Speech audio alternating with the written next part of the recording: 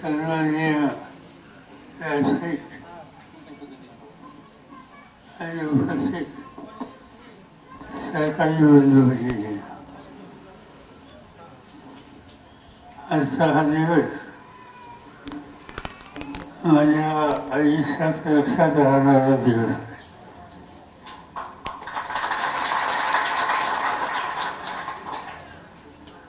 मला जुने दिवस आठवत आहेत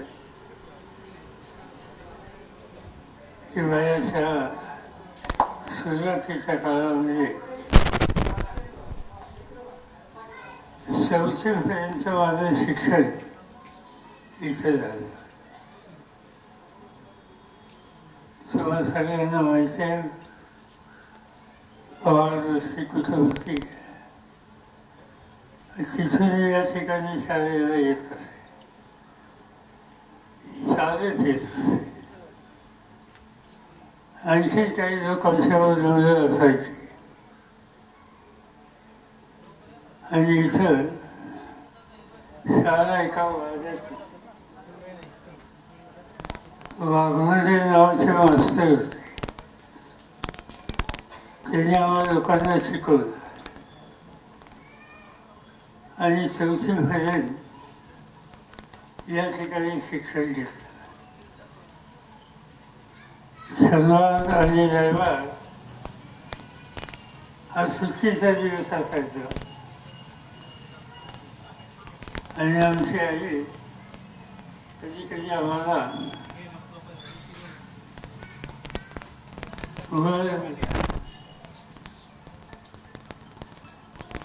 गुरे घेऊन त्याची देखभाल करण्यासाठी पाठवत असत.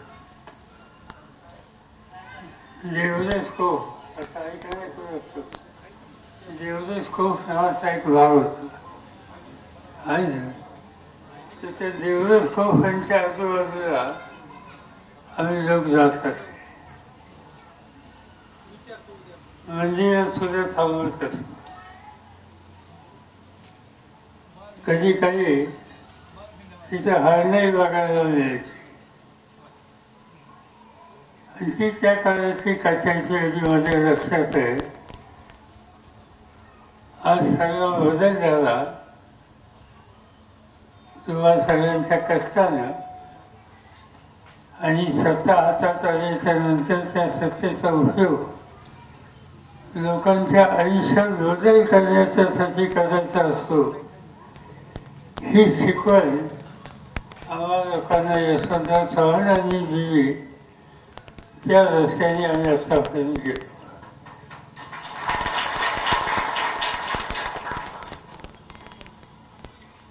तिथं आणखी एक आठवण मला आहे की महाराष्ट्राच्या निवडणुकीला अनेकदा उभं राहिलो. 67 साली पहिल्यांदा उभं राहिलो, 72 साली उभं राहिलो, 77 साली उभं राहिलो, 81 साली उभं राहिलो, 86 साली उभं राहिलो, 90-95 मला आता आठवत नाही. आणि सगळ्या निवडणुकीमध्ये मला यश आलं आणि त्याचं कारण नारळ इथं पडला होता. प्रत्येक निवडणुकीचा नारळ कनेरीत होता आणि त्यामुळे कनेरीत होत्याच्या नंतर अपयश कधी नसतं. आणि हा गेल्या अनेक वर्षाचा अनुभव आहे. हा आम्हाला सगळ्यांचा अनुभव आहे. सुप्रियाने सुद्धा 4दा देशाची लोकसभा जिंकली. त्याचा नारळ इथंच पुसलेला होता. आणि कात्याचौधरी कन्हेरी यांचं जे काही नातं आहे जुना संबंध आहे त्याचा पाठीमागे इतिहास आहे आणि त्याच्या पाठीमागं बाजूच्या राहायचे आशीर्वाद आहे. आणि म्हणून साहजिकच इथे यायचं म्हणल्याच्या नंतर आम्हाला लोकांना अतिशय आनंद होतो. निवडणुका अनेक झाल्या. यावेळची निवडणूक वेगळी होती. देशात मी कुठेही गेलो की लोक विचारायचे बारामतीत काय होईल, ठीक आहे का. कुठेही गेलो तर बारामतीची चर्चा. अमेरिकेमध्ये न्यूयॉर्क नावाचं मोठं गाव आहे. त्या न्यूयॉर्कमध्ये चित्र लिहिलं गेलं बारामतीच्या लोकसभेच्या निवडणुकीत. दिल्लीमध्ये कोणत्याही राज्यात कुठेही गेलो आणि लोकांना काळजी वाटायची, काही लोक खाजगी काहीतरी वेगळं सांगायचे. पण माझं मन सांगायचं की बारामतीकडे कधी साथ सोडणार नाही. आणि ते मन जे सांगायचं ते शेवटपर्यंत खरं झालं. या निवडणुकीमध्ये तुम्ही संघर्षातून ती निवडणूक केली. 2-4 ठिकाणी 2-4 बहुतर कमी होतं भरली असते. पण जे लोक सांगत होते काहीच पाडणार नाही, तिथं फजली, चांगली फजली, आजूबाजूला फजली आणि सवय मतदारसंघामध्ये फजली. ही निवडणूक साधी सोपी नव्हती. तुम्हाला माहिती आहे की इथल्या निवडणुकीत आम्ही काही फारसा येत नसतो. कधी एकदा नारळ फुटला की निवडणूक तुमच्या हातात आणि मी महाराष्ट्रावर फिरायला. यंदाही कमी जास्त प्रमाणात तसंच होतं. या वेळेला एक प्रकारची शक्ती दिल्लीपासून लावली.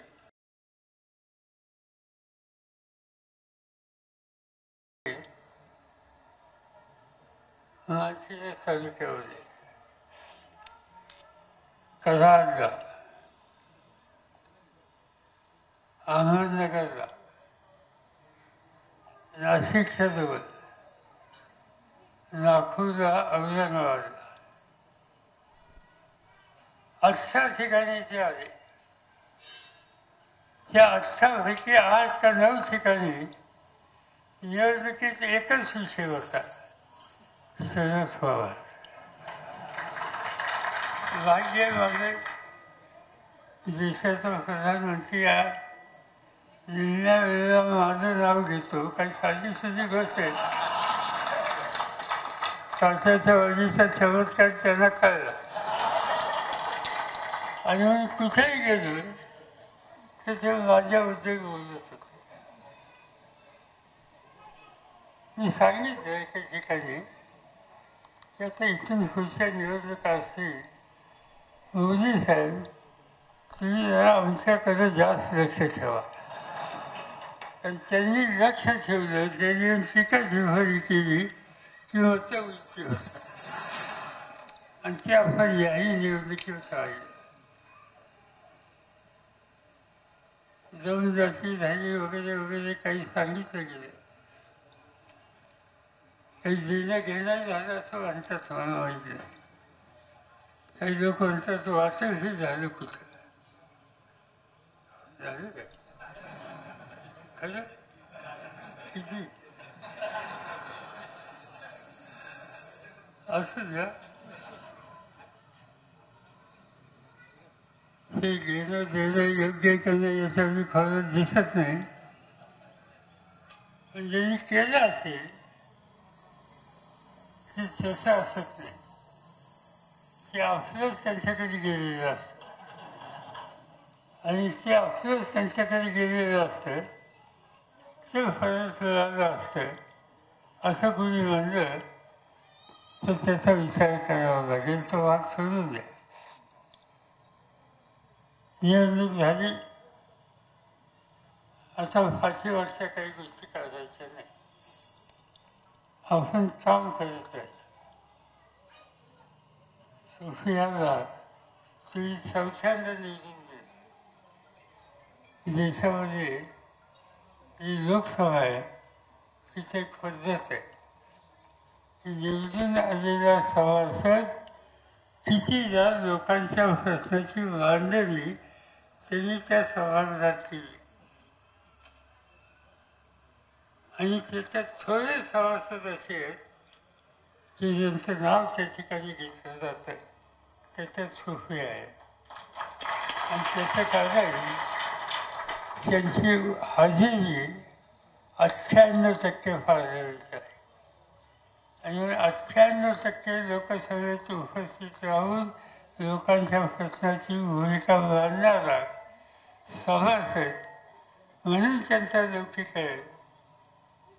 आणि त्या सभासदाला सभासद बनण्याच्यासाठी त्याचा नाव इथं होता आणि तुमच्या सगळ्यांच्या प्रयत्नानं त्याच्यामध्ये 100% यश आलं.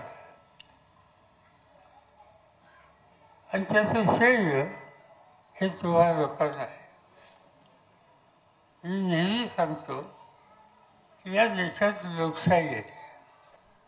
जगातल्या अनेक देशात हुकुमशाही आहे. इथं हुकुमशाही आणायचा प्रयत्न होता.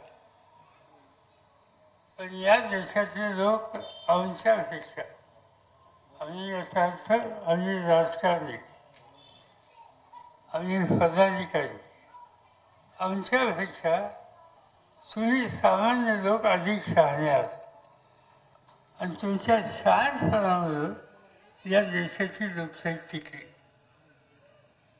आज जगामध्ये भारताचं नाव होते अमेरिका इतकाच महत्त्वाचा लोकशाही प्रधान देश म्हणून जो झाला त्याचं श्रेय हे तुम्हा लोकांना आहे.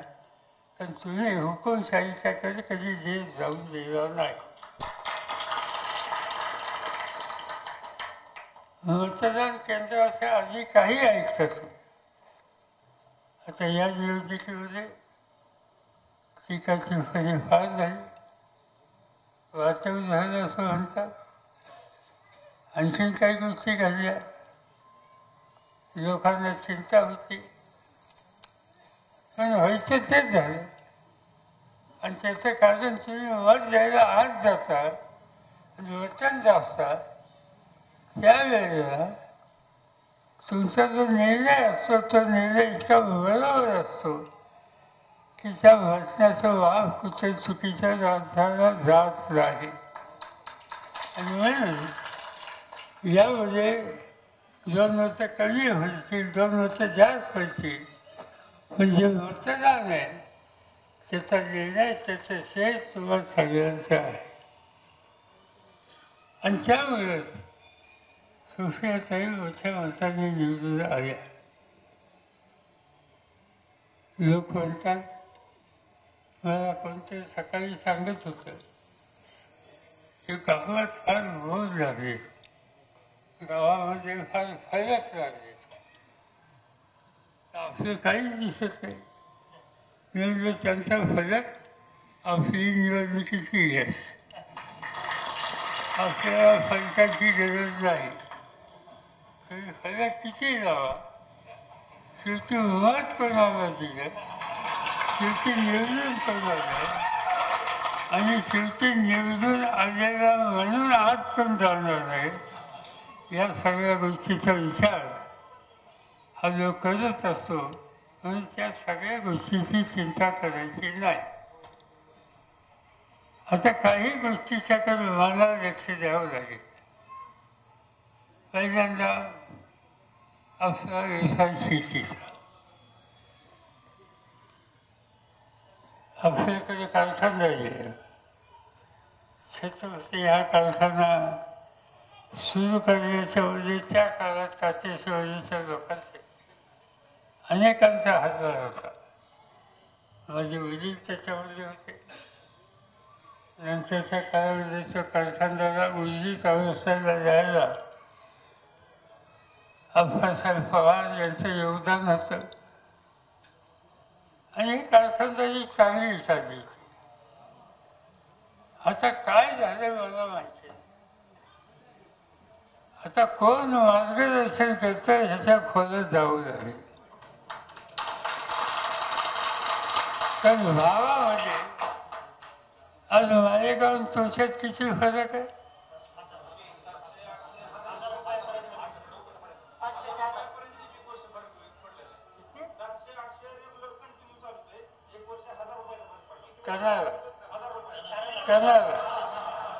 त्याला तुम्ही 700-800 रुपये आज कमी घेता.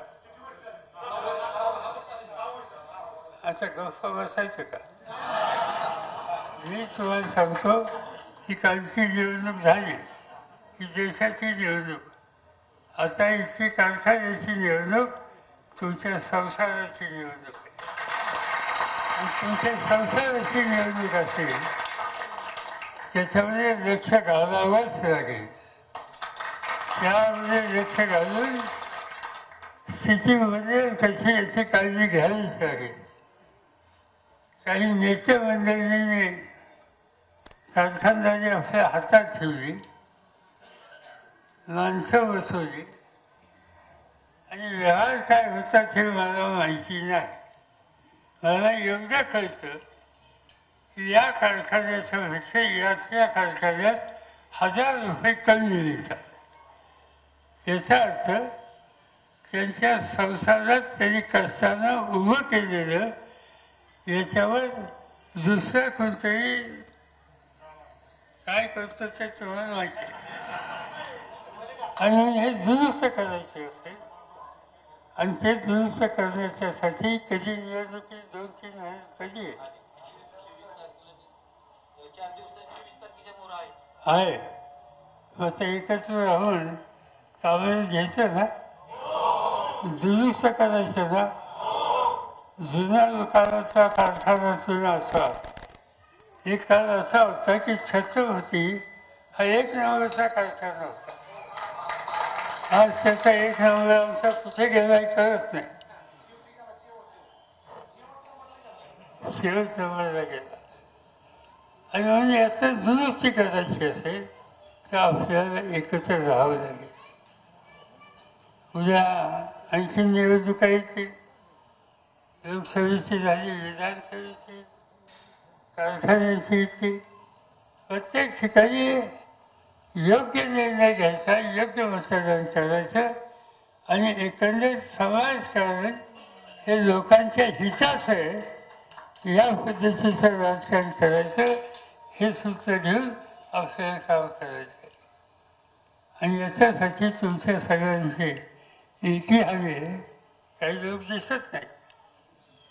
मी गेले 2 दिवस बारामती तालुक्यात हिंडतोय.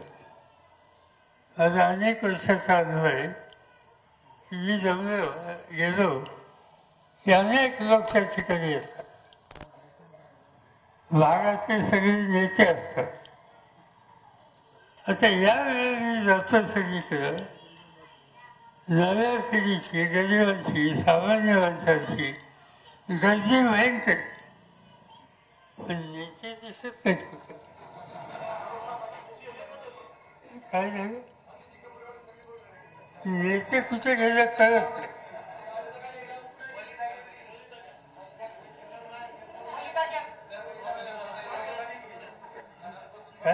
मनी जाग्या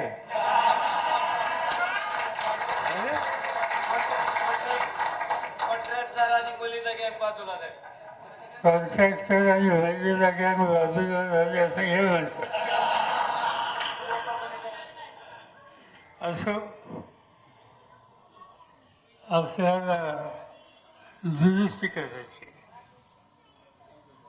लोकांच्या जीवनात फरक करायचा आणि त्यासाठी स्वच्छ व्यवहार याच्याची तरतूद करायची नाही. जे काही असेल ते कष्टानं लिहू. जिथं मनीदा गँगचा काही उद्योग असेल ते कुणाचाही असो त्यांना त्या ठिकाणी त्यांची जागा दाखवू आणि परिसर हा दुरुस्त करू. एवढेच काम करायचं आहे. त्यासाठी तुम्ही जागरूक राहा. कुठलीही निवडणूक आली की त्या निवडणुकीमध्ये जागृत राहा. तुमच्या जागृतीच्या जोरावर आपण चित्र बदलू आणि ते चित्र बदलायचं आहे. माझा प्रयत्न आहे की महाराष्ट्रात बदल करायचा, महाराष्ट्राचं राज्य आणायचं आणि महाराष्ट्राचं राज्य आणून जे काही लोकांची सुखदुःख आहेत त्यातून लोकांची सुट्टी करायची, सुटका करायची आणि एका स्वच्छ चालीच्या संपन्न राजकारणाची, समाजकारणाची सुरुवात करायची आहे. एवढंच या ठिकाणी मी सांगतो. जे काही मी सोफियाच्या निवडणुकीत ऐकलं बघितलं, नेते कुठेही गेले तर सामान्य जनता गेली नाही आणि देशाची 50% महिलांची जी संख्या आहे त्या महिलांनी सुद्धा आपलं काम चोख केलं आणि त्यामुळे आज या ठिकाणी यश आलं. त्याच रस्त्याने जायचा निर्धार आपण करूया, पाऊलं टाकूया. मी तुमच्यावर आहे एवढंच सांगतो आणि आपली